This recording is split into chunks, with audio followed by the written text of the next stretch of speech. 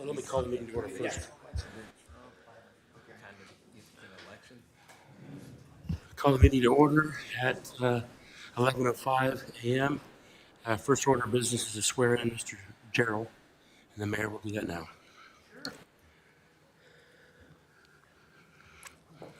Yep.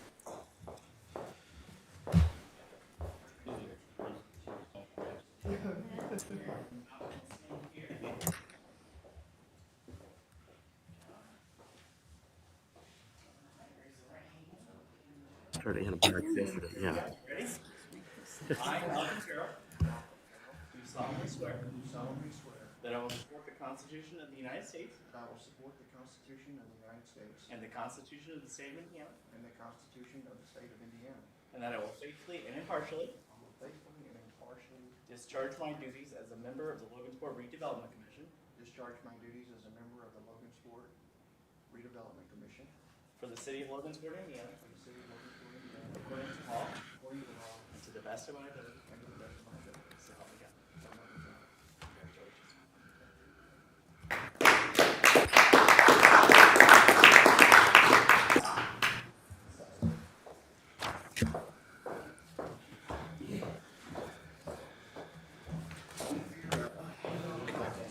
I work with Megan at the hospital. There we go. Thank you, Mayor. You were meeting with the employees. Oh, man. If you want to fill that out and just drop that off with Mindy before you leave. Okay. Okay. Awesome. Thank you. All right. I'm glad you're Thank you. Thank you.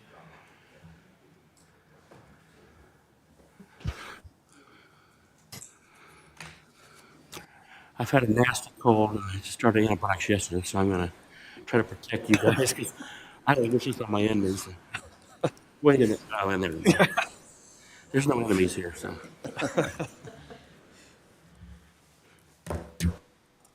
Okay, first item of business is the consent agenda from the October 23rd meeting. I'll make a motion to accept it. Second. Any discussion?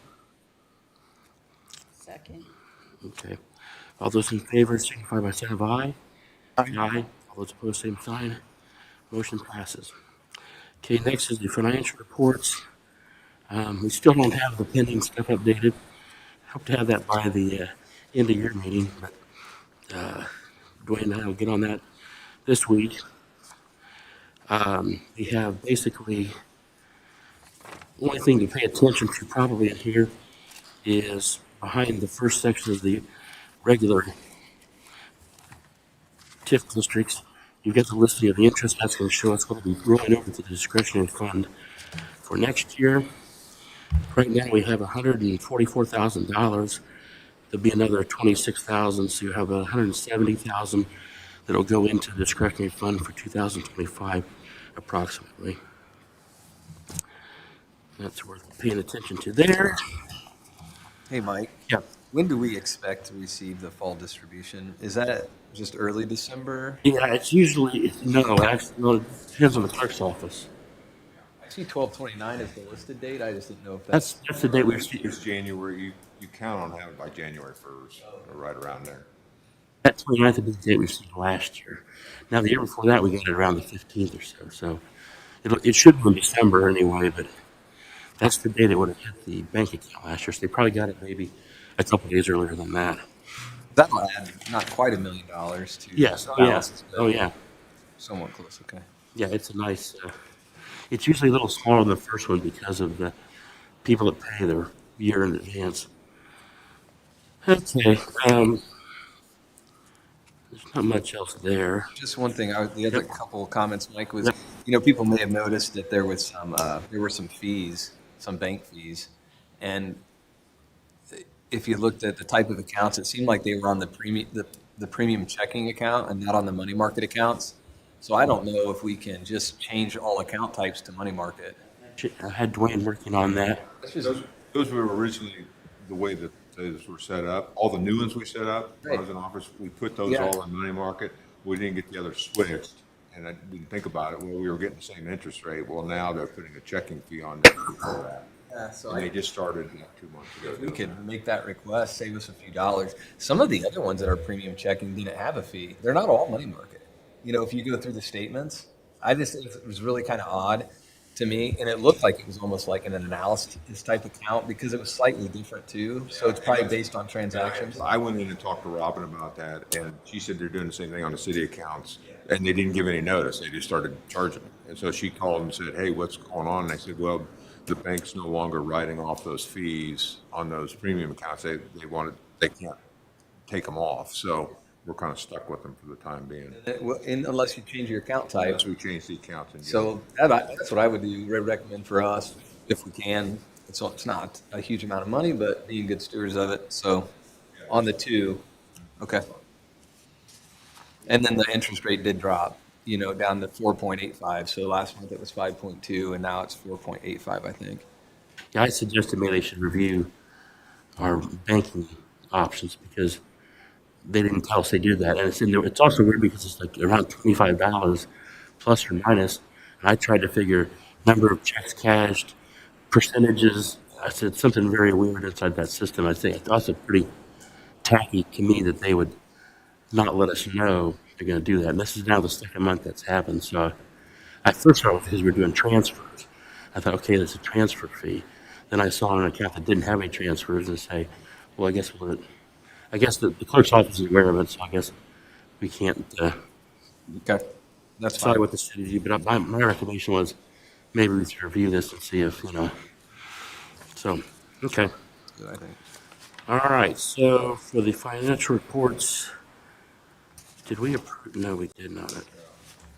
I'll make a motion that we accept the financial reports for both the TIF and non-TIF districts and Lexington Village. Is there a second? Second. Any further discussion? All right, all those in favor signify by a sign of aye.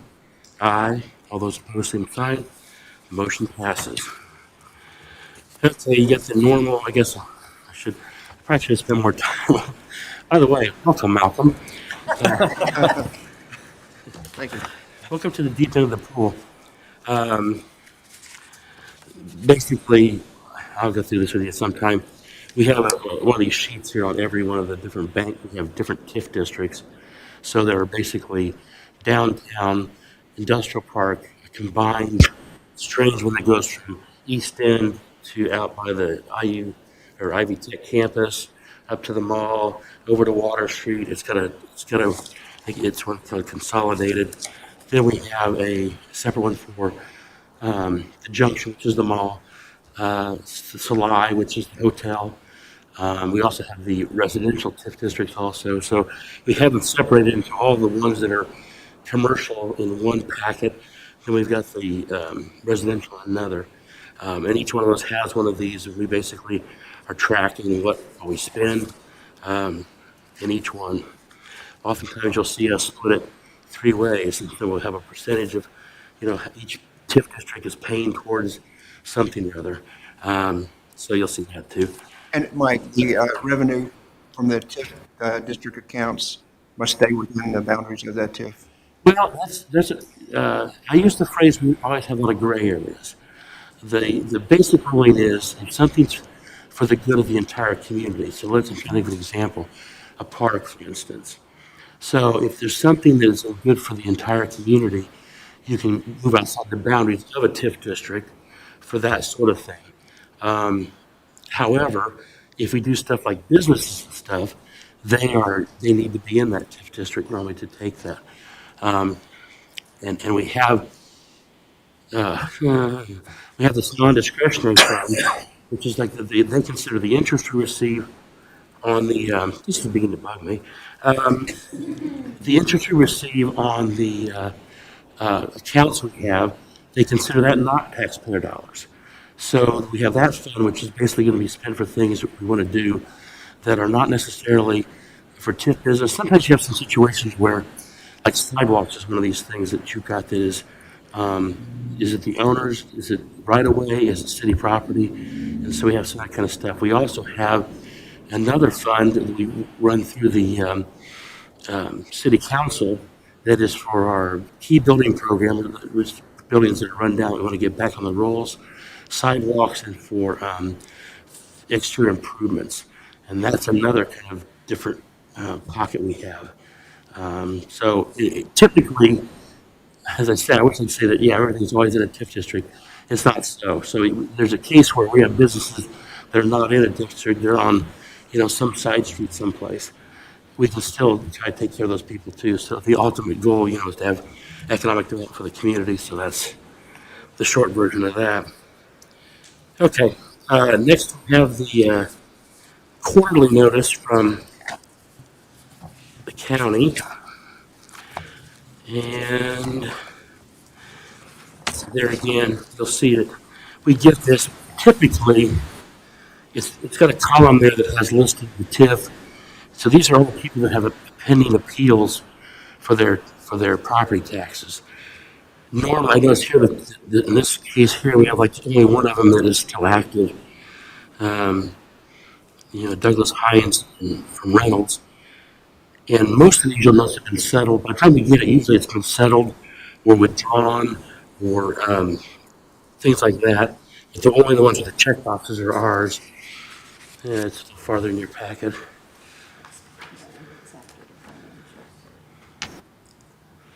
We only had 122 pages this month, so yeah. So that's the people we can't. It's not like they by law need to tell us who's potentially not going to pay us what's due, but we have no say on the matter, so we don't have any way to say, hey, that guy needs to do whatever. But it basically tells you there's a column that shows you what their previous rate was, what their current rate is. And usually that's what when you look at that, you think, oh, they had an increase. So someone, they're appealing their property taxes based on depreciation or something like that.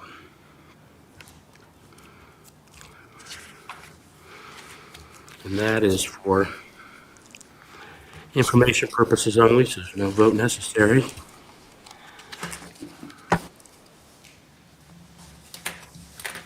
Next, we've got a tabled issue that's still our old business to discuss. We've got the 709 North 6th Street property, which is the old El Tipwa.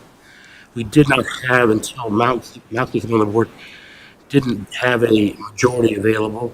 Terry has recused himself on that project.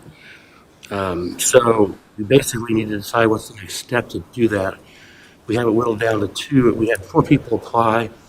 We sent out a survey to 20 different local community economic development people.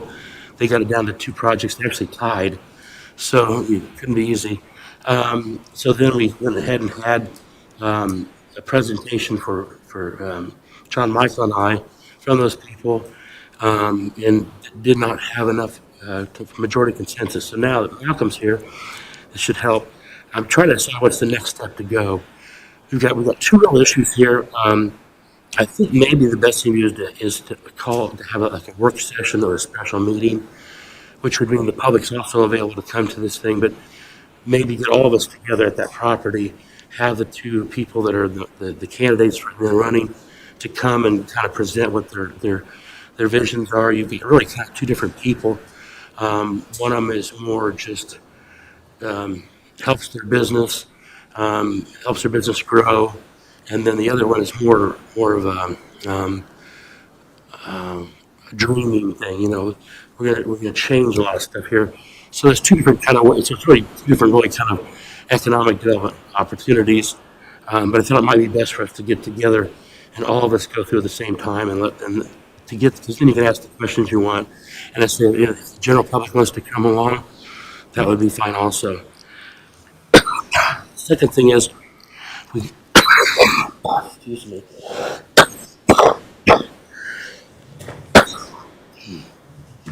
I coughed up a lung. Next thing, the other thing we have to decide is what I would call clawbacks.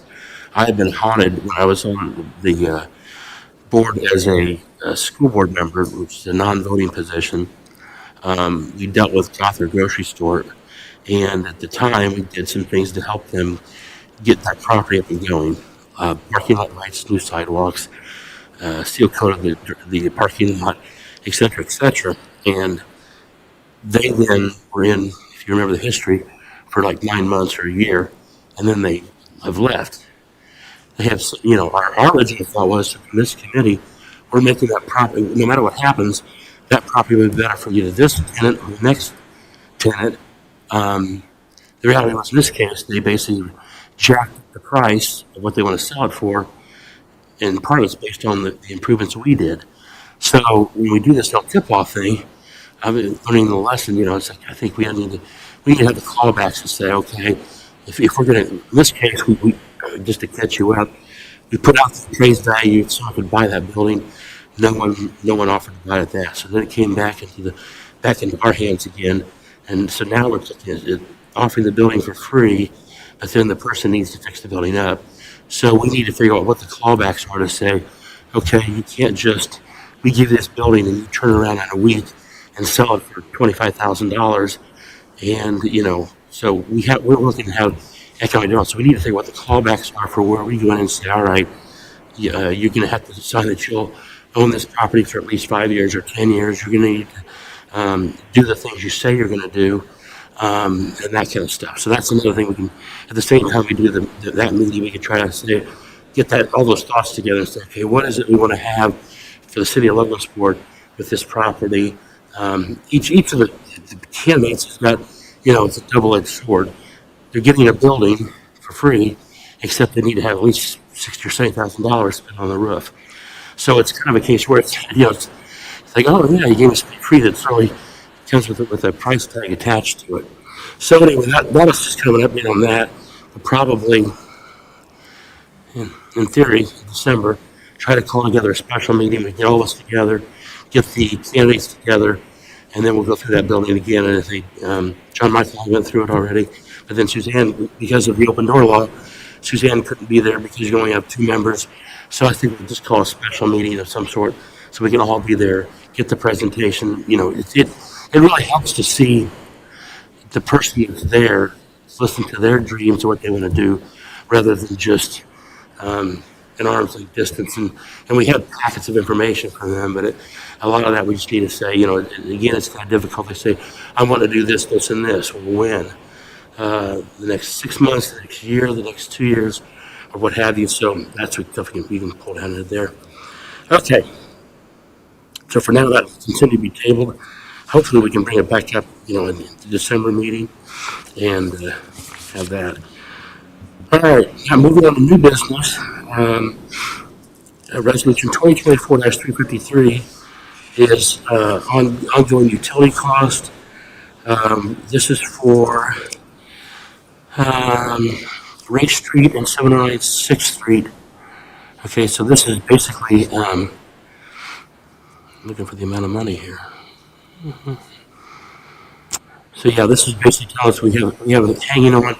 We own the property down by the event center. We have a house there. We're going to have demolished, and so we've got some. We're getting some trickling in of $30, $80 on various utility bills, stormwater fees, and that kind of stuff. So this resolution allows us to continue to pay these utility bills until the time we move the property. Same thing with the El Tipico building. As soon as we move that, then it becomes the owner's responsibility, not ours.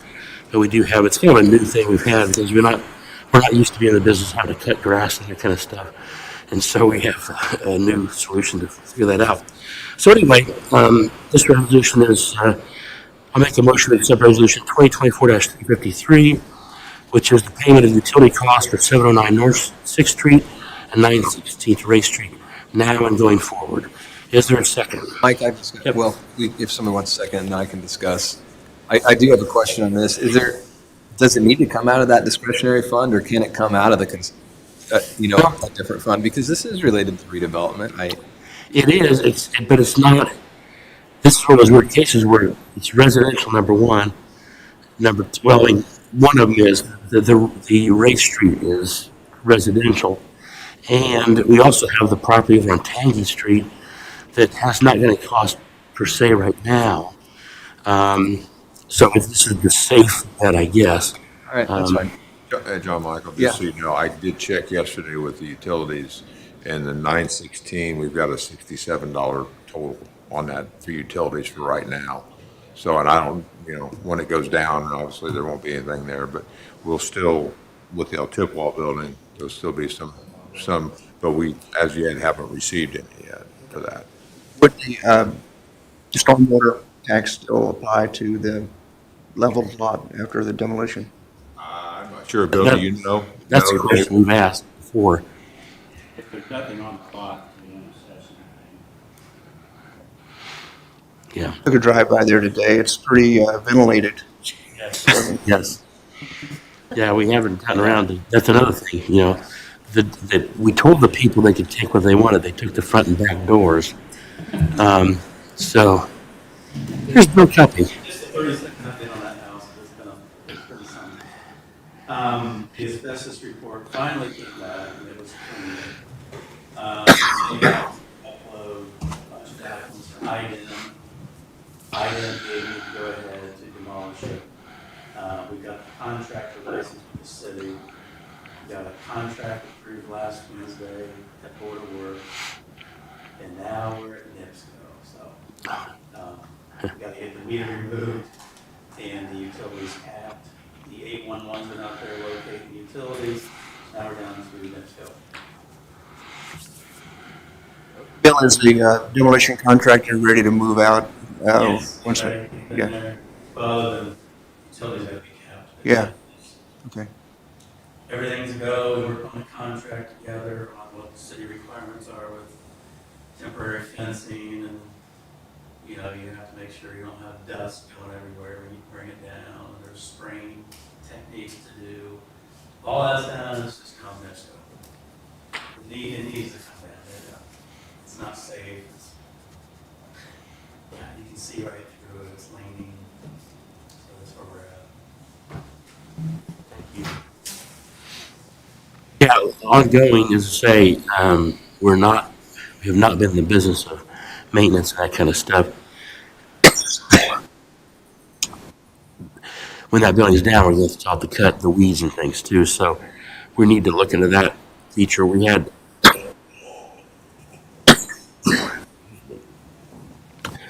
a contract this year to have at Lexington Village having some stuff mown. We're going to, when Lexington Village is fully developed, there is still a fence and a retention pond there that nobody wants to cut or take care of. So we're going to have to figure out down the road. When I look at the numbers we paid this year on some stuff, I'm kind of wondering if we would be smarter to look into a possible joint venture with the Parks Department and could pay them, I think, less money and get the job done, and they could get an advantage of an extra employee or something like that. But we'll look down the road on that. But we are getting more of these, properties that come into our books and then they come off of our. I mean, they're normally short-term things, but in the case of the El Tipwell building, I'm going to call it with the grass needs cut. So we have to have a meeting to say we need to have it cut. There again, we just call the parks and they went and cut it for us. But it's kind of a case where these are new challenges for us because none of us are, I saw some, in the case of Lexington Village, and it may have been, but they're showing they cut it every week in October.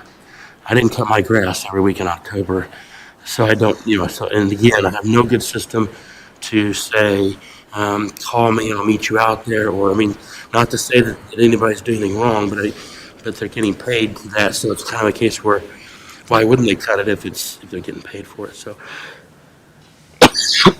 I'll second your motion, Mike. there was a second. Any further discussion? All those in favor signify by a sign of aye. Aye. All those opposed, same sign. Motion passes. Excuse me.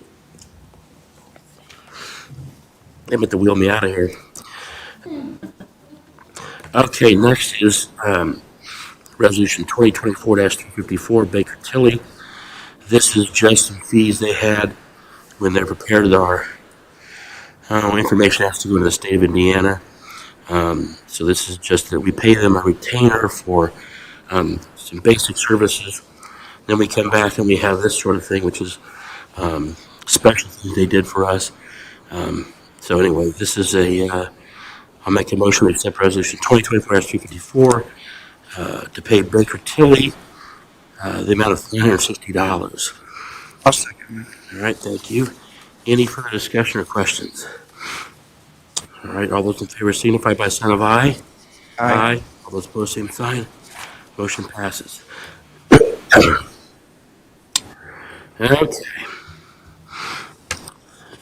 Resolution 2024-355. This is go ahead. I need to be able to break. Yeah, I'll take it.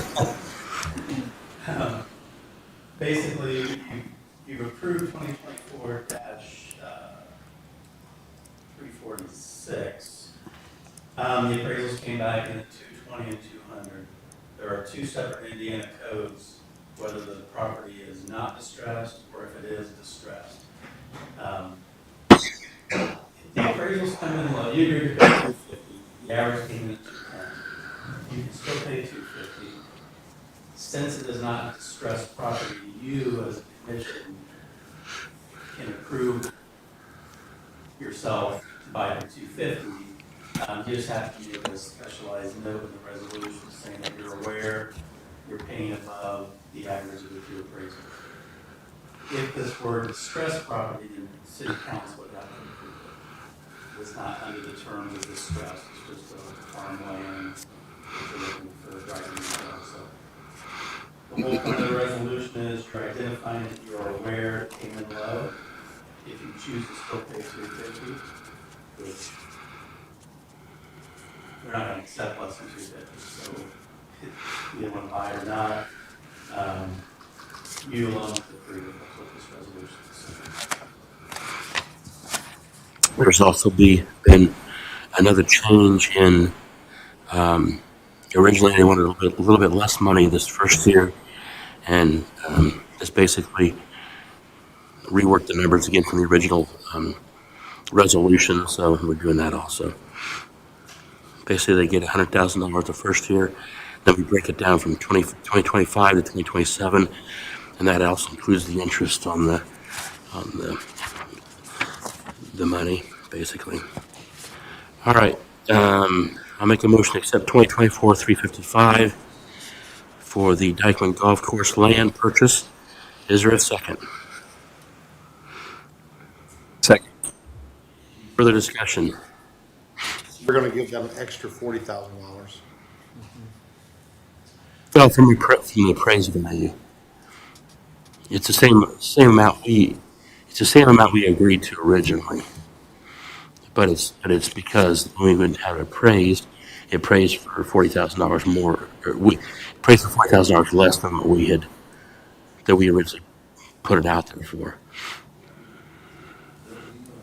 Did the rent, like the interest with the larger payment being made in year one, at $12,866. I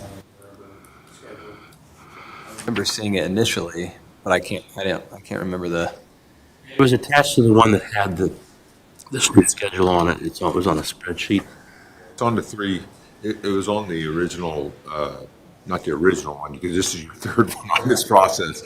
The one before this had the adjusted interest. I think Joel was able to get that secured out of from the purchase, or from the golf committee, and that was updated to include the interest as it was stated for these payments. Yeah, the original structure was done, we had some assistance with an employee at Security Patrol that kind of put the schedule together, but yeah, since it's changed, I'm not sure if that's been adjusted. Saw one that came with these numbers that had the breakdown. So we've got a copy of that with somewhere. Bill, at an earlier meeting, which I did not attend, there was a value given for the entire acreage, not just this carve-out. And a price was put on that. The average cost per acre was less than what we're looking at here. Is this parcel, is there some difference between the quality of the parcels? No, I think it comes down to the demand. In this case, the city of Logansport needs that, therefore it's more appealing. Is there any other buyers, interested parties? No.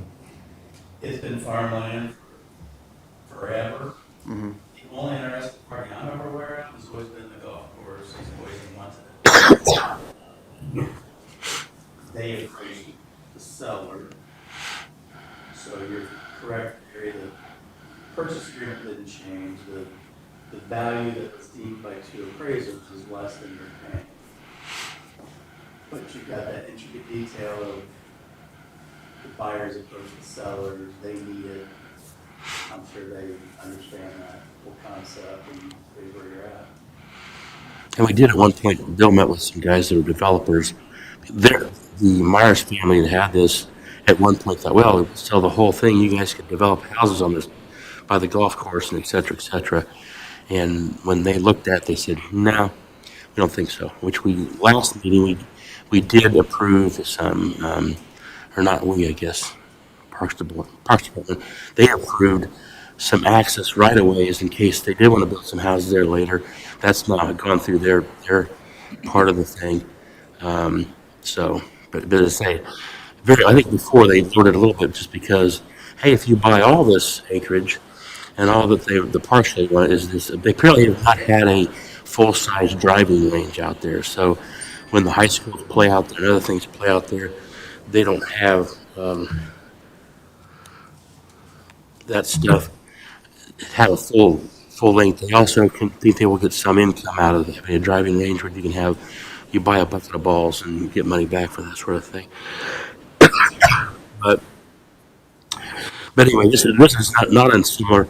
We're going to have some other issues tonight on the same kind of topic where, in a buyer-seller situation, we're kind of like a bystander somewhat, in the fact that if it has a certain demand for you, it changes the value of the price. They wanted to have a driving range on a piece of land that sits next to Dykeman Park. That has a certain thing for them, and so you get the normal buyer-seller situation, much as when you sell a house or whatever. And it may be a beautiful house in a bad neighborhood, or vice versa, and you sometimes can ask for more if it's in a certain position or whatever, maybe more than the appraised value or whatever. So that's what we're into here. My problem is you have two appraisals. And the $40,000, how are we gonna make it up? Where's it gonna be coming from? If we add that to the golf, does that make it worth, is the difference being made up then? I mean, Yeah, I think there's the general feel on this is that it just be, having a nicer golf course, a better golf course, a more robust kind of offering, that it's just going to generate some economic activity. Hard to account for that. but you have to account for it. yeah. When you're investing, it's what you do. Yeah, I'm just saying that's the thought, is that it's going to be You more have to appealing for. forecast, you have to have forecasting. We're not accountants or anything like that, but this is what I do in the business. I always have to forecast. What I'm gonna be making 5 years from now, I have to give to the bank. So, I mean, my biggest thing is $40,000. I look at it as this group approved 250. There was never intention to sell it, so your return is the same regardless. You're not flipping it. So if you pay 210 or 250, you're not looking for a capital gain flip. You're looking for. I'm looking for a gain in how we're gonna make the 40,000. What's it gonna gain us having that? Are we gonna get the 250 when? 50 years from now or 10 years from now? That's what I'm asking for the forecast. It's What's it gonna do to create more business? How much more business is it gonna create? What's the dollar figure? It's just gonna be like, oh, it's beautiful. It's great for the neighborhood. quality of life. I don't, that's what I'm trying to. But when the clubhouse was being funded, there was some matching money put in from other sources. Maybe that's where the 40 comes from? I'm really not. Yeah. In this transaction, I'm just here kind of. Let me jump into this one. I just think that information needed to be vetted when you agreed to pay 250 2 months ago. Because to me, the value was just an Indiana code thing you had to do. You're not selling it. Your projections should not have changed on 210 or 250. That's just, I understand what you're saying, but You're not selling it. I'm saying you're not selling it, but to me, you can't own something for less than what you bought it for. That's not good business. This is, Buy something for but this, $10 and it's worth $5. this is not business. This is It is business. this is economic development. We're not gonna, we're gonna, that land is not gonna, we're not gonna sit there and cut the grass out there from here on out. We are basically providing the money to get that driving range and hand it off to the golf course and say, Merry Christmas, here's your driving range. And then the economic development, I mean, the tough thing is, I mean, they can sit there, they've got things about buckets of balls that are going to be used out there. And we can say, okay, how many buckets of balls does it take to pay off $250,000? They also had some stuff when they were looking at the clubhouse. They originally wanted to tear the clubhouse down and rebuild it on the same location. By doing this, they could put it on the ground that was previously the short driving range, and that saved them a couple $100,000 just by not having to have that. So the tough thing, like, I mean, this is up here. This is the ongoing debate of what is our mission here. When we did the golfer thing and did lights and parking lots, we thought, hey, this is going to make us a better property for this tenant and the next 40 tenants for the rest of the time because of what we did. This is the same kind of thing. It's this. We're never. Yeah, I understand the business model. I understand the way you're thinking about it, but we're really not doing things to say what's that do for us here. Yes, we do a TIF project. We get a share, but if you improve a property, we get a share of that. If they're in a TIF district, we get a share of that money. The incremental increase is what we get. A lot of things we do are really about future economic development. And okay, we're going to do this, and this is going to bring more people to town. When more people come to town, they buy gas here, they go to fast food here, et cetera, et cetera. So it's a different. It's not normal business to say we got to get a buck back for every buck we spend. It's more about we're going to get a buck back for the next 100 years based on what we decide to do. So I just see this kind of different, but that's, but like in this case here, this is not the driving range out there. It's a government entity. It's not like, a commercial business. So we're dealing with commercial businesses. We're going to say they're going to put a second story on their building, and it's going to bring back more property taxes to us. There are no property taxes coming from the golf course. So our normal income stream is about increasing the value of properties, and then it comes back to us in that way. We have more money to go invest in other things. But, for my 2 cents, unfortunately, in almost every one of these things we get involved in, the appraisal comes after the negotiation is done. We don't, and Bill will probably go into a 10-minute discussion of the state wants to have 2 appraisals, but the TIF, the Redevelopment Commission, we're the only ones that can actually, in normal government, they can only pay what the appraised price is. In our case, we have a exception to that, and so sometimes the government is looking to us to go out and negotiate the stuff because we have the freedom to say, okay, it's valued at $100,000, we're going to pay $240 or $250, and we make that decision based on economic development. It's kind of warm and fuzzy rather than black and white penciling. But I know, I get it. Something that might help, if we look at the totality of this whole deal. The city owns the golf course. They had a clubhouse that was not good. At the end of the day, to get a brand new clubhouse and driving range, the city's gonna have, like we all do today, $1.25 million in the deal. And they're getting approximately $4 million. So if you want to wrap backwards on that, our investment's 1.25 as a totality. We're getting a brand shiny $4 million clubhouse in the government. So it's a win-win. I know this particular segment of the transaction sounds like a $40,000 gap, but we picked up a $2.75 million gain on the totality. I mean, that sounds better to me. My biggest thing is if you're not going to get your money back some way, somehow, meaning that the community does, people are going to come here with gas, people are going to come here and shop, and we're going to put under the driving range, then that makes sense. You're making money. It's all about the community. Yeah, the economic impact. Okay. Where were we? Okay. Let's see, this is a patient discussion. All those in favor of resolution 2024-355 indicate by aye. Aye. All those opposed, same sign. Motion passes. If you love that, you're gonna love this. Want me to get the quick on this one too? Yeah. Where are we at? Oh, what we call the All Saints parking lot. A couple months ago now, the commission agreed to make an offer for $110,000, knowing that there was another offer out there. We were not accepted $110,000, and I assumed the deal was just done. The realtor reached back out and said the first offer didn't happen based on, there's some covenants with the property. I wasn't aware of them. Yeah, there's a, There's covenants on the property, so that first offer did not work. She reached back out and said, is there an interest?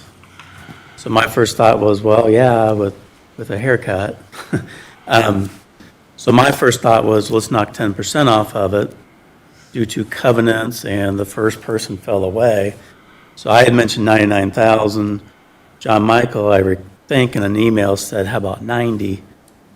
So, but we've got this appraisal thing hanging out there. It's not distressed, but we got to go get 2 appraisals. So if you make another offer, the realtor did sure this up to make sure that we have contingent on 2 appraisals.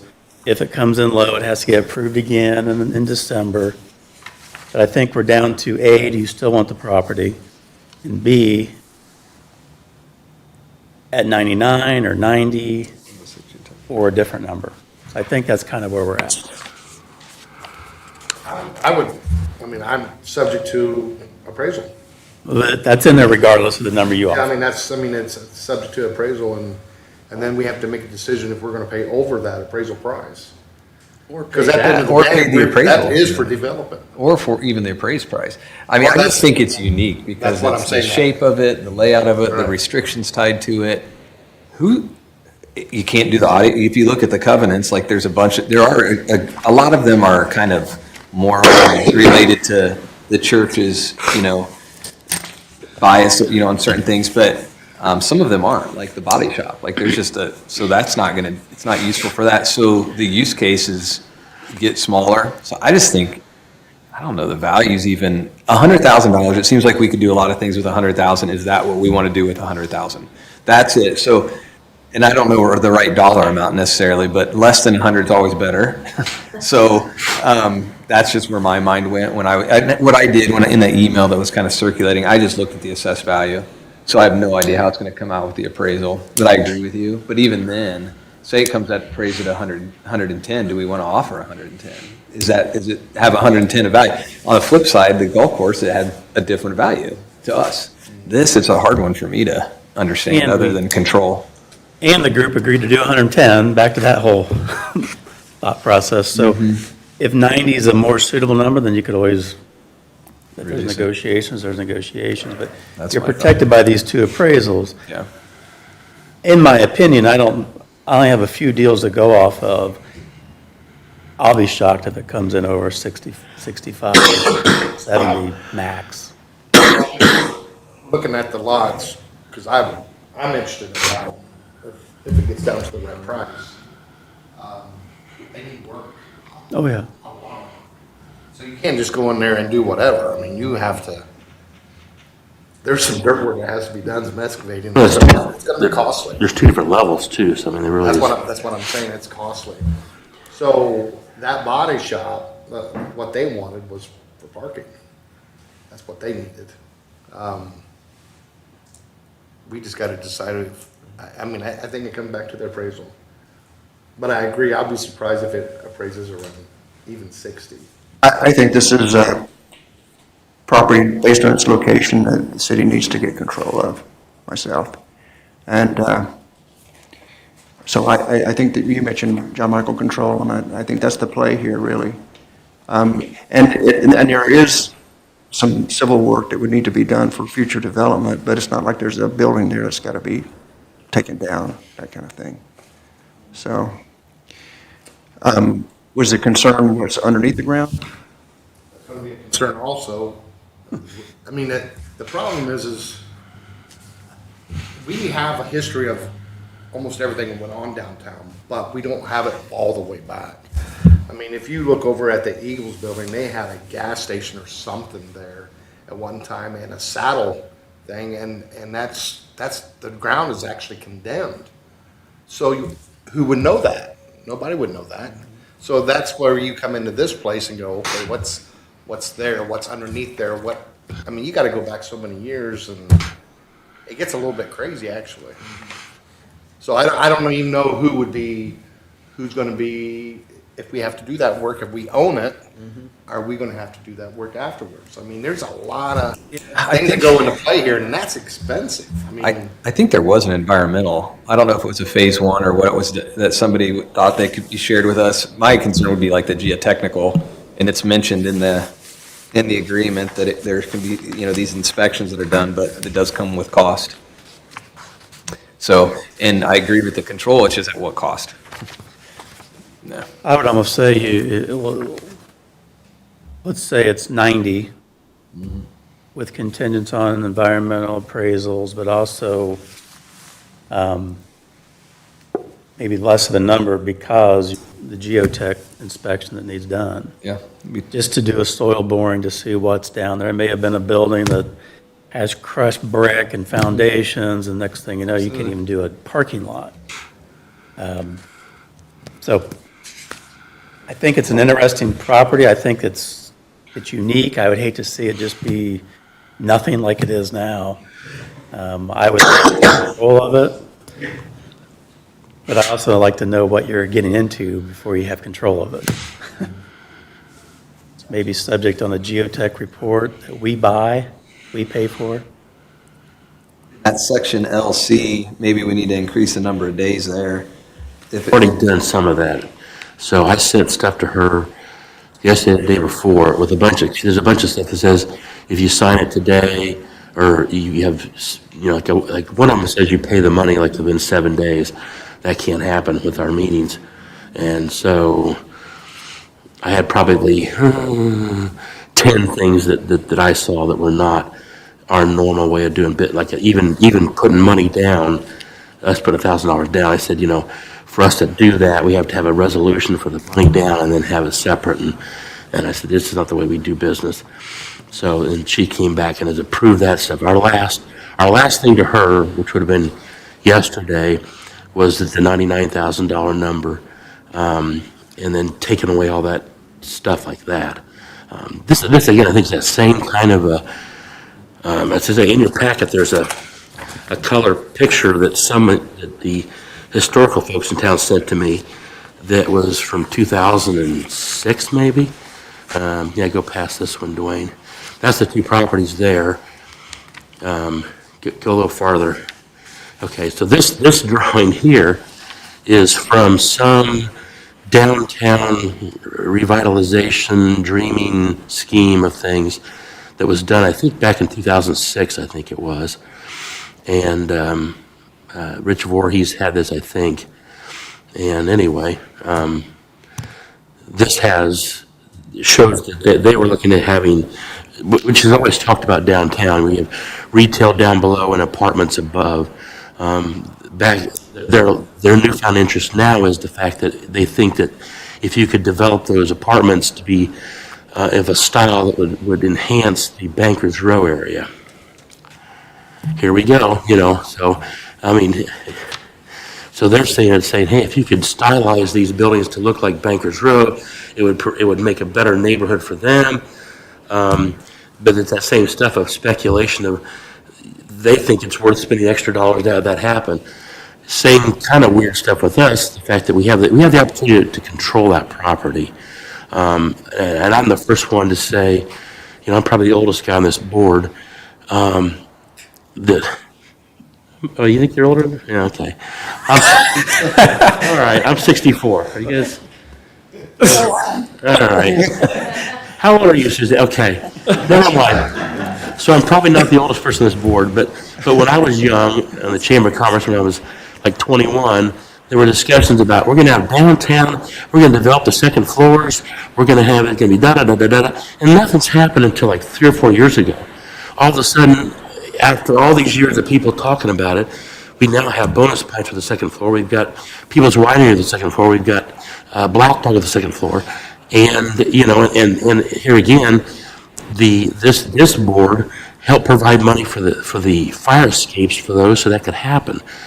I never thought in my lifetime, you know, so 40 years ago, they started talking about having the second floors downtown or people living above things. I thought, oh, you guys are crazy. And now all of a sudden it's happened. So this is one of those weird opportunities where I have no idea if it's a great idea, but we're given a chance now to have control. We thought it was a good idea months ago. We put a bid in. We were not taken we weren't selected. And as I say, you know, there's that document that's in here, your packet that's got the restrictions. There's a lot of, you know, and I think I say again, I would debate the intentions of the church. I think normally they are selling a property that has a church building sitting on it. This is a parking lot, so I think it's a lot different. However, I can see where they don't have a pool hall right across the street from their church or whatever. So they got a hand in there, but How about we do this? We move it to 90, keep all the other conditions, add to it a geotech report. But your issue is your resolution approved that's out there is 2024-342. You've approved up to 110 on a purchase and up to 6,000 for closing. stuff, but geotech's not one of those things. Right. It's just appraisals and title work, I think it was. You would have to, if we go get a geotech report, we've got to somehow get the funding today to get that ball rolling. And I don't know the number. I would imagine it'd be under 10, under 5. Oh, yeah, it'd be like probably $2,500 or something like that. Yeah, on the version, I redid a resolution, dropped it to 99, and I asked for 10 for all that instead of 6. I asked for that because when I read through the stuff, and originally when she had the first contract, it had basically, it specified which of the closing costs we would do, and then we thought, okay, we got to do two appraisals, and then so anyway, we had in Perry before, we've already saved $11,000 that we had before. Now we'll save another $9,000, so we're going to save $20,000 on this one. But it's the same debate we have also is, you know, as I say, in our case, the appraisal usually comes after the fact. The question is, you know, is that sound business? Because we have no idea. Sometimes you have somebody that's interested in a property, so we know, hey, it's going to go to them. You know, it's going to be off our plate. This is one of those cases where you got to have kind of a faith that that's a good idea for us to have ownership of a property in a downtown that seems to be growing, and you may have the ability to help push in a certain direction. So how about we amend Resolution 2024-342 to increase the 6,000 number to 15 and add the geotech language in there as one of the permittable things for under that 15. That makes sense. In this agreement, it does have geotech referenced in LB as something that's good. And then in the contingencies, if this isn't distressed, do we need Board of Works? In the contingencies I saw, there was Board of Works mentioned, but if it's not distressed, we don't need council or Board of Works? Board of Works approves contracts. No council So- at all. Got it. That's not the monetary. Like, Okay. I would assume if he executes a sales contract, it would need to go through And they'll Board have of to get Works. approved. That's what that's in there for. That makes sense. every time we spend money, it goes to the Board of Works after us, and they approve. That makes sense. You think you're in control of your money, you're not. Oh, never mind. Sense. Okay. Now, the question is, do we want to get appraisals also? But then if you appraise and don't buy it, you're losing money, Perry. Well, you got to get them, are you saying, what order? Should we get it, yeah, what order do we want to go? I would almost, then that, well, I guess geotech would be first. I mean, if there's stuff that's bad, you just want to stay away from it, period. Right. This would be the We've used that Alton Whitsick company. They're pretty quick. So you amended up to 15, include geotech. Submit the contract at 90 with all the rest of the Well, stuff. The question Perry's gonna say is, if you're only, if it's gonna be, come back to the appraisal of 60, We don't know what it's going to appraise. well, that's what I'm saying. Do you They're not going to appraise it unless you have a contract out there. Oh, so They they have to can't, have a number in a contract oh, to just go out there and appraise it. So that's where the chicken or the egg. Appraiser's not supposed to see that number. They're not supposed to know anything about the transaction. They always ask for it. Yeah. That's what they say. It never happened, but that's what they say. So what formal action do we need to take to amend that previous resolution? I don't see the verbiage up there, but you would Yeah. have to amend the 6 to 15 and include geotech on the resolution 342. I can pull it up. I got to close that down to get to it, but I can pull up 342 to do all that. Well, my first question is, how long, Bill, do you think it'd take to get your geotech, like, to get a contact, to get it scheduled and get it done? Are you talking 2 weeks, a week? I would assume Holidays, I don't know. I'd give. by the end of the year. Yeah, I'd give a month, for sure. And you don't want it to, yeah. So what I would suggest doing then is, rather than amending that one, is just wait, amend it at your next meeting. Obviously, your next meeting is going to be before the 25th. But we need the funds for the geotech. But you could order it now. I'm not playing that game. It'll come in my name. and if they don't approve it, then I got a geotech report. If we're going to do it that way, then we got to go back. We need to amend the agenda. Mike needs to amend the agenda to add that resolution on there. We'll make the amendment for the resolution and then approve it from there. But we should have actually had a new resolution for that, but that's fine. As long as we get it in the minutes that we've amended that and brought it back, you'll be okay. So first step is to amend the agenda? Amend the agenda, then go into the. So a motion to amend the agenda to include Resolution 2024-342. That'd be the motion. do we want to increase the amount of, the original 342 had $6,000. Do you want to bump it up to 10, not to exceed 10? First I have to amend the agenda, then we can amend the resolution. Right, you got to amend the agenda to add the resolution. Just, sorry. I'll second that. So fun. All right, any discussion? All in favor of the motion to amend the agenda, say aye. Aye. All those opposed, same sign. Okay, so now that's done. Now we go to amend the resolution.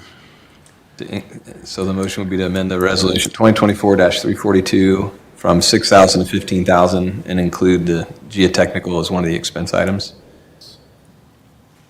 Second. That includes up to 99,000 for the property per se?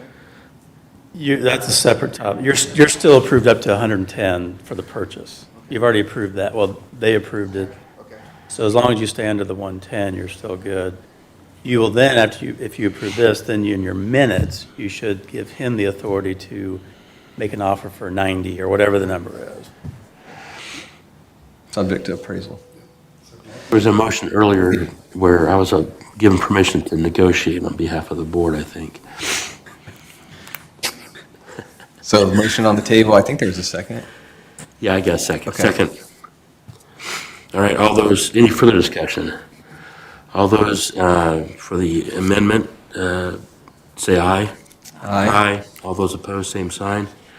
That motion passes. Okay, so I assume you'll get on the geotechnical.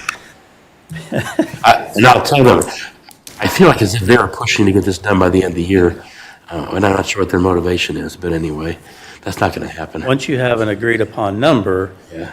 I don't want to order this and they think 90 is crazy or they don't want to do 99. So once you have an agreed upon number, then yes, I can order the geotech.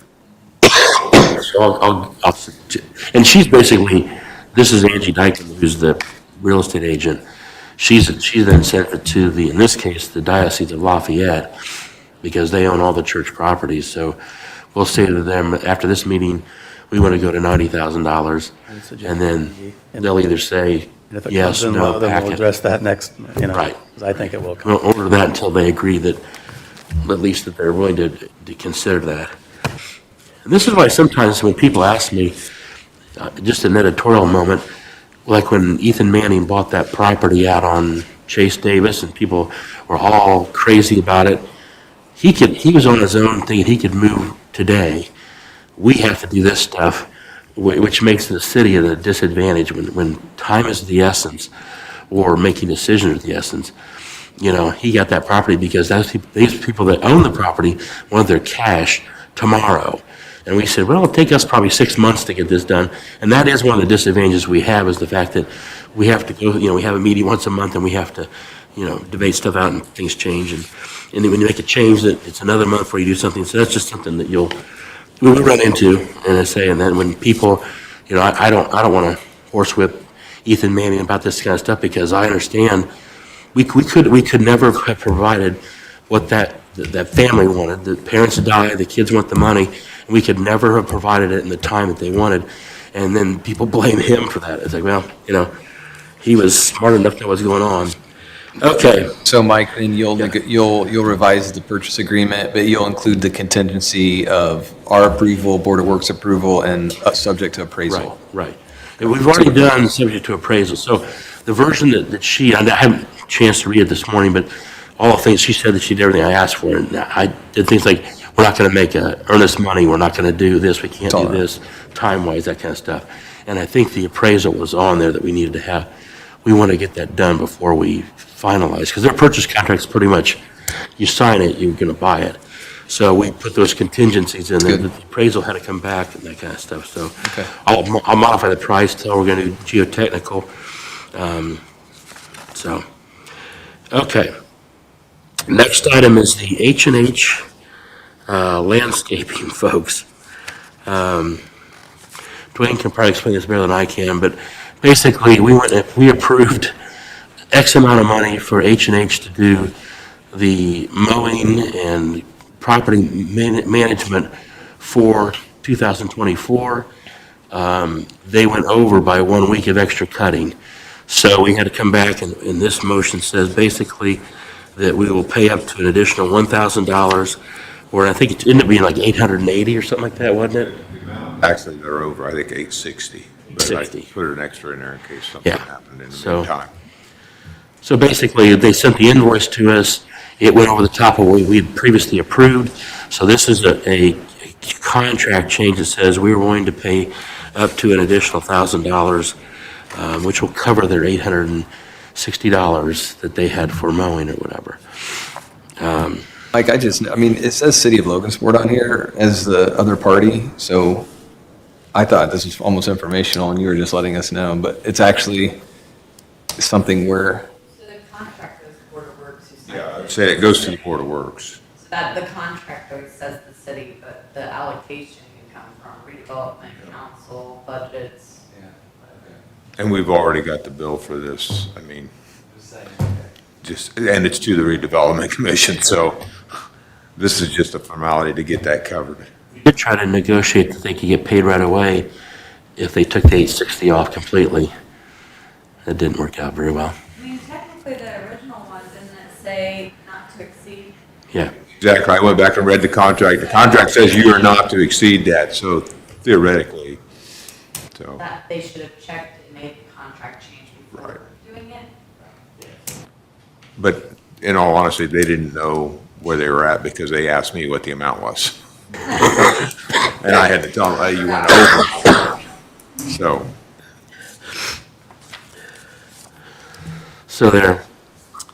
So basically, yeah, the work's been done. They billed us for the work that they did. This just basically gets us back up into having the ability to pay them for the amount that was above what we originally said we're not going to go above. So I'll make a motion to accept the contract for landscaping services, end-of-year services for H&H Landscaping, not to exceed $1,000 Is there a second? Second. Any further discussion? All right. All those in favor signify by a sign of aye. Aye. All those opposed, same sign. The contract passes. This is the area where I thought we might want to consider talking to the Parks Department, because I looked at what they're charging and thinking, how many hours it take to cut Lexington Village? I mean, a day.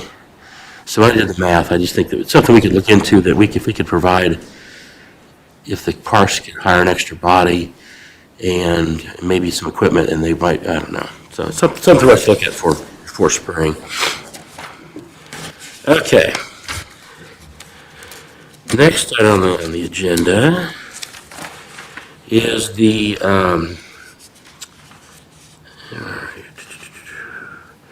2025 Redevelopment Commission Annual Spending Plan. This is something new from the state of Indiana. And this basically is, it's kind of crazy, but the state is saying, we want you to tell us what your budget is for 2025. And they're saying in this that if you get to a category and you cannot spend more than this amount of money that you've shown.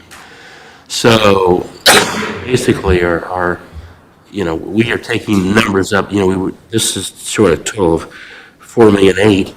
We would never spend that, but that's all the money we have. So they're basically saying, here's our projection that we're going to have money-wise, and it's kind of crazy, but because they're basically pushing you to say, we're going to allocate all the money we have to just do all kinds of things. And they told me, from Baker Tilly tells me when they talk to the state, they're not even reviewing these until you get down to your audit with the State Board of Accounts.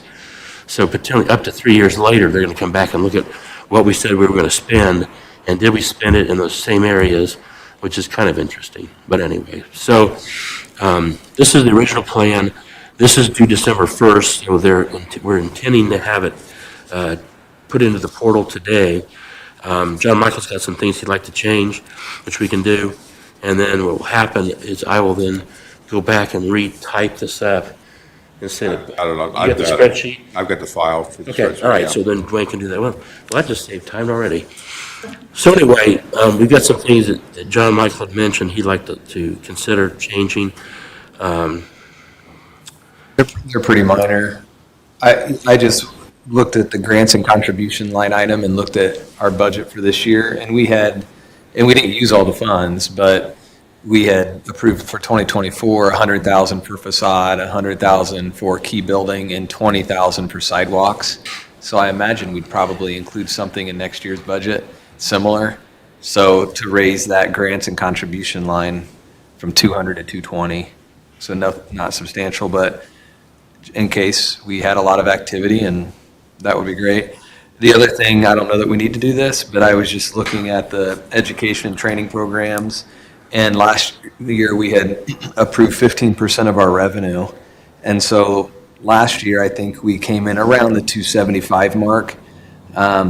We don't have to change it. We can cap that at 250. I know we've done a lot, and I don't know how much is left to do, Bill. I don't know if you've got an idea on that for the different schools, but Last year, we only did I think 143, I think. We're at 153. Okay. There'll be a request in December, but I don't know how much. They don't know the 2025 stuff yet. I think the projected revenue was in the 280. 275 is what, with the 15% of our projected new stuff. We had, because of all the stuff's happening, we're going up. we put between 280 and 300 based on new assessments, and yeah. I kind of hedge some. I hate the concept of, well, if we got money, especially in schools, if you don't use it, you lose it. I hate to give them a number that says we better use that, and that they. It's fine. That's Yeah, fine. I just now, want to mention it. Just to give my full thought here too, I also know that the sidewalks at Lexington Village, originally, we in the designs, they put an 8-foot wide sidewalk, but only on one side of the street.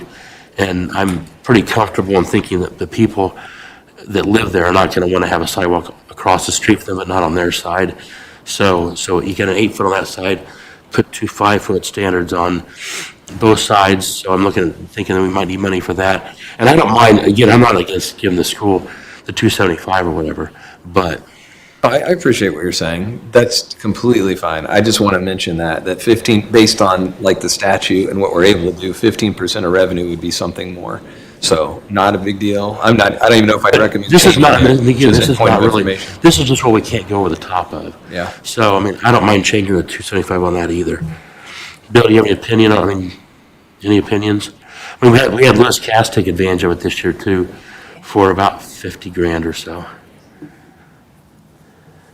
Oh, it'd hurt to be higher. We're gonna have a real budget we're working on Right. with our group. Let's bump it, We'll go off, I mean, it doesn't hurt. we'll bump it to 275, that'll make it it'll match the 15% number. I mean, you don't have to, this is not, we're not gonna spend 3.2 million on other capital improvements, so. Okay. Those are the only items I saw. So I will make a motion that we modify the TIF annual spending plan for 2025, moving grants and contributions from 200,000 to 220,000, and the educational and training program to go from 250,000 to 275,000. Is there a second? Second. All right, any further discussion, questions? Okay, Maybe one more, Mike. Yep. I was looking at the other zeros. Property tax expenses on Chase and Davis, will that be handled so we won't have any property tax expense? well, Because I know there was a period where we were gonna have to, is that? Aaron, I'm looking at you, sorry. As long as you pay, I don't know, if you pay fully all your taxes for this year, I would assume, or whatever, when you purchased it, then it shouldn't have any. For 2025? Okay. the other thing that we've run into is that, like when the city owned Lexington Village, and it changed to us, I assume they're nonprofit, we're nonprofit, we're both government, it should just be a clean sweep. They basically say, no, when it left the city, it now is assumed to be taxable, and they whacked us for something or other. Well, and thinking about that, We did all your properties. I think the only property that's not currently filled out, which won't be a problem for next year, is the one on Race Street. yeah, that's a city, so that's good. But what about the golf course? Since that would have to be annexed, and that would be county, and we would owe, Are you purchasing it and keeping it in your name, or purchasing it and turning it into the city? But I think that we're purchasing it goes into the city of Logansport's name. I don't know how you go from. But it's kind of weird, 'cause my understanding was, once you have 1 second of it not being the previous owner, they assume there should have been something, it seems kind of. Basically, in your process, what you guys need to remember, that in your process, when you purchase property, right after you purchase the property, you need to file your tax exemption paperwork. I've already gone through and did all your past properties. I actually have a list of them in my office that I was going to review because it's March 1st, I think. You have to have it all in for the next following year. okay, I think there's a few things this coming year you'll have to pay just because we didn't make the mark, because we didn't turn our stuff in until April. So we'll have next year, but then they fall off the following year. if we should have something in that, Sure. because we'll owe something, I don't know what, 10,000, I don't know. Paid out this year, do you know, Dwayne? I can't remember. It seemed like it was only about 15, I was gonna say. 1,500 for that, for Lexington. And then I think we had one other property in there that, but yeah, it was only like $1,600 if I remember right for this payment. Because most of your properties are vacant. Yeah. The other one has not gotten exemption is the 6th Street, because we thought we'd be transferring that really soon. It's okay. I like the upon them putting $5,000 in there. Yeah, cover it. It shows we, Thought it's not about it. zero. Yep, But most should fall off after next year. yeah, okay, good. What, there, 5,000, 10,000? Pick a number. We're only over 1,300, I think 5 should be sufficient, even on that other 10 acres if something pops up, so. According to Elevate, you have a $921 bill due this November, 6 weeks ago. So, for Chase Davis. Yeah, looking at that. When did we put it? because it was county and, yeah, whatever happened, and this will be the same situation with the, You would have bought it from him, he would have prorated tax to us, pay for this year. So we have to pay, we paid in May, it's $900 for November. okay. I was thinking that was part of the closing. They'll pay the current year, so if you would have closed in 2023, he would have paid tax. He would have prorated taxes to you, because the bills aren't out when you close. So this year, you pay money he gave to you, but you have to make the transaction. Yeah. So we'll adjust it to 5 and, So, by the way, thank you, Aaron, for the stuff you do, that behind the scenes stuff. Now jump on this next one. Okay, so on top of the current amendment here, we'll add $5,000 for property tax expenses. That added up to what, 50,000 to the bottom line? Yes. Yes, yes. So all those in favor signify by a sign of aye. Aye. All those opposed, same sign. Motion passes. Dwayne, you'll go ahead and make those changes? Yeah, we'll get them changed, and Tyler was gonna upload that as soon as we voted on it, but hopefully he'll get it Drop changed. in. If not, I'll double check with him, make sure it gets filed right. Yeah, and they do, there is language in the way this thing operates. This will be, whatever we turn in the portal will be what it is now. You can modify this, but you'll still see the original, and then it can get modified. So, yeah, it's due December 1st, so it's like we're going, we have our meeting today, got Thanksgiving tomorrow. It needs to be done on Friday or Saturday, so I kind of gave Dwayne and Tyler the heads up that, it is what it is. Okay, that's some fun stuff. Aaron's got a development study on Chase and Davis. It's in your packet. So I'll cover kind of both, this one and then the letter, just so you kind of have the history. So you guys were presented different consultant groups. You guys picked a consultant group. We moved forward. We had some stakeholders meeting. We had public meetings. We got a lot of input, which is in the plan and the appendices. We did get a letter after we had the public meetings. We did a public meeting specifically just for neighbors within a certain distance around the site so that they had their own time just to talk about their concerns. So we did have that meeting, and then we had, some businesses in the area as well, and then we had just open to the public. In the letter, just so that you know, the safety issues are for Hasty Hill residents. If you go along Davis Road, you can see that they have signs that say Hidden Drive already. Their concern is pushing traffic close to that intersection. Obviously, people are going to go where they go, but they're requesting basically to go move everything onto Chase Road. It's a wider road, it's a bigger road, and doing that. One of the things, as we kind of talked about with Dykeman, is that it will be annexed in next year. So currently, the roads are in the property of the county in that area. They will be transferred into the city. I'm currently working with the city street department and the county highway department to make those transfers because they have to be deeded over and all of that, and then changed at the state level. So I'm working with them on that, but just so that you know, some of the other things in the letter were the speed limits. So it's 35 on the county side, but 20 on the city side. That's because the county's the one that establishes the speed. So once we take it over, the city can relook at it, and if they want to do the 20, they could.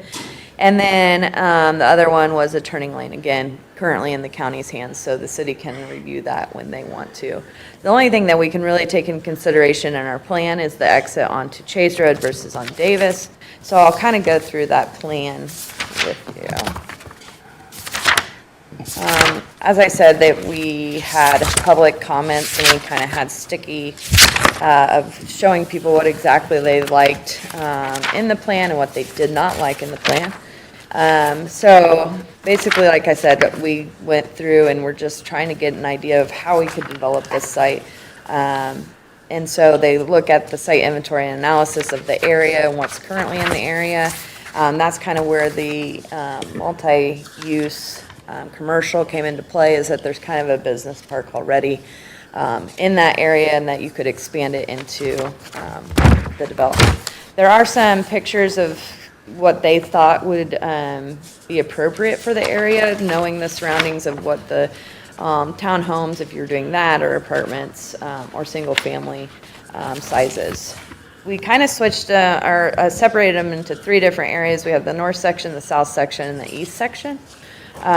So when we're looking at this, there's kind of 2 different plans that came out of probably 10 different plans, right? That we moved them down to 2. We did have a lot of feedback from residents in the area that they did not want any of the mixed-use commercial.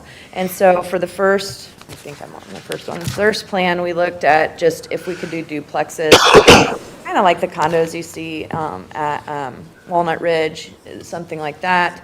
You could do that, or you could do townhomes, what have you, but having something like that in the area of where we were going to look at multi-use and commercial.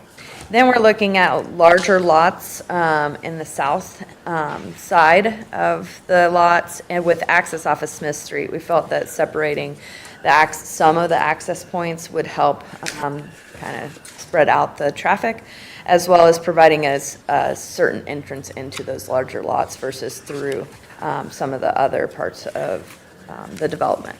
And then you have on the east side, which would be the intersection of Chase and Davis, and those are smaller lots for development. And we did make that change to have the drive come off of Chase to kind of relate to the letter that we received and other comments at the public meeting. You can see that they did a SketchUp and a rendering of what that area can look like. So you can kind of see if you do the duplexes off of Chase, you see that in that picture on page 11. You see the larger homes with in the south section, and then the smaller lots in the eastern section, and then kind of an overall of that area. And then they do state on here, duplexes 42, single family units 53, so total units 95. And then the second plan was to look at it with that multi-use, multifamily, with commercial possibly on the first floor, some townhome separation between the south large lots and the east smaller lots. It seemed like this was really the only area in our conversations that we had that kind of got switched up. The one on the south side and on the east side seemed to, in the public meetings, stakeholders meetings, and all of the meetings we had, seemed like they really stayed the same, that they liked those 2 kind of presentations. So those stay the same. Really only the change is that northern section, providing the commercial, possibly mixed-use apartment, and then townhome separation. So on this one, you see 16 townhomes, single units 53, and then total of 69. Obviously, we're not sure how that mixed use is going to look, so they didn't actually specify the apartments. And then you can look on page 13, it goes through kind of what that could look like. You could have, services and office space on the first floor. You could have apartments separated by themselves. And then obviously the south and the east are generally the same layout. I'm not going to go through the appendices, but it will show you some of the plans that we showed, how we got this to the point of the east and the south based off kind of the points at the open meeting where they put which dots or which ones they like the most by using dots. It also has some of the surveys that we took and the information that we got back from stakeholders through this. Again, I'm not going to go through all that, but it kind of helps base off how we got to our 2 final designs is all in the appendices of the surveys and the community meetings. Aaron, I have a couple of questions, and it pertains to the letter from Hasty Hill. Mm-hmm. So there are 12 residences there. I did recently go through there and look out. To the south, I think there's valid points there concerning the visibility, but I don't see how, whether or not there's an entrance to Lexington, Chase and subdivision. There's nothing that's going to relieve that problem coming over the hill from the bridge. There are 12. Also, there are 12 families out in Hasty Hill, not the number that are kind of implied by the petition signatures. They're outside the city limits because they never wanted to annex. But yeah, if someone's coming out of, onto Chase Road and they want to go east, they're going to go down Davis Road. There's no other way. I mean, they're not going to go clear through town to get around there. So it's not going to take any traffic load. I think it doesn't take off traffic loads. I think it's the amount of traffic that may come out at one time. So if everybody's leaving the house at 8, it may separate some just for being set back a little bit. You're still going to have the same amount of traffic. That's fine, but if I look at this, it's going to create more congestion on Chase. Yes, it will. So, The funny thing, not funny, that's not correct. I'm on video. One of the guys that came to me from Hasty Hill was saying the way we do it, people are going to come off Chase, go through the neighborhood to avoid the roundabout. They'll come through there and come out, which I think is a far stretch that they would, turn into the neighborhood just so they could avoid the roundabout and come out. But and they're looking at, and I will say that the county has done a nice job of having to put some signs up there that say, fluorescent, that say, low thing. And he also told me that when the county, or maybe it was the state, did the work there, when they built that mounted wall or whatever, they're supposed to be higher than they were. So somehow the original plan, they are lower, but as you say, the traffic is still going to be there. I mean, but So one of the suggestions is obviously doing a traffic study before you move any further. So what this really does for you is it helps any developers that we would talk to understand what our purpose is out there. We're trying to get some larger lots. Yes, we understand some smaller lots would help with the price point, and maybe some commercial or more intense duplexes will help with infrastructure that needs to be brought out. So this is really used to just kind of understand what the community needs are and be able to fill that gap between what the community wants and what a developer wants, and say this is kind of what we're looking at. When it comes down to it, if they really want something off of Davis Road and the Board of Works approves off of Davis Road, that's how it's going to be. But they understand through the information in here and how it's generally laid out that that's a concern. Traffic, if you look through that appendix, is talked about basically the whole time through all the different meetings that we had. So, and another thing I forgot to talk about was we do have, because it was discussed at meetings as well, the access points only having one access point, but in the plan and in the writing, you'll see that these smaller grass areas would be developed so that it'd be a secondary for safety personnel. So even though we may not have it, there would be that access in case we needed it. But yeah, and then the trail connection to Houston Park, we felt that that was a big deal for everybody as well. The next step with this is we're actually working, and I think I presented to you guys at one point, but Rose Hallman is looking at these plans, and they've kind of tweaked it a little bit based off what they saw as well. It is very, very close to this. And then they'll be able to design some of the infrastructure and stormwater calculations to be able to say what actually it would have to be built as. We can then take that information to an engineer to review and stamp it. So that's kind of where we're at now. We may decide that we don't want to do any of that, or we may decide that, you know what, just to have this ready, we'll do from Smith Street to our property. So at least that part, or we decide we'll do just the area, but we'd have something that we can take and move forward into more of the construction phase of it. Aaron, is anything that the students did, one of the concerns about like the water features is just the level of water, given the water table, and not wanting it to be just a hole. Right. So is anybody thinking about that, or will that come later with the? Yeah, so they're going to do their own calculations based off their plan. Like I said, is very similar to this. They just may not have like the 4 acres at that location. They might have it over here or whatever. But in general terms, the infrastructure is very similar. And so they'll be taking in calculations of stormwater. So if this was developed this way, how much would we have to hold and what would that look like? Okay. Okay.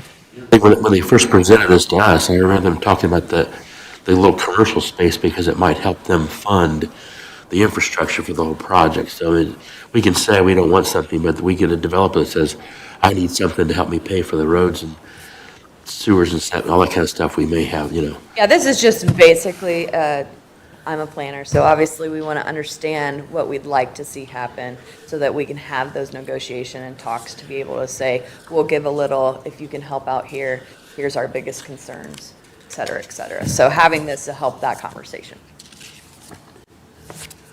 Any other questions? Okay. All right, thank you. Okay, Bill, you got anything more? All right. Next item is to consider, our next meeting date is on December 25th. And, you know, I love you guys, but I just don't know if we want to do it that day. So we need to look at the calendar and decide if we want to push it to the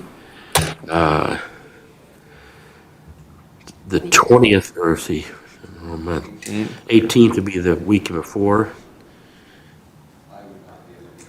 Okay. The 11th? Well, no, the other choice, well, I guess we probably should meet. We've had years where we just have not had a December meeting, but we probably need to meet. So, Yeah, could it be the 19th?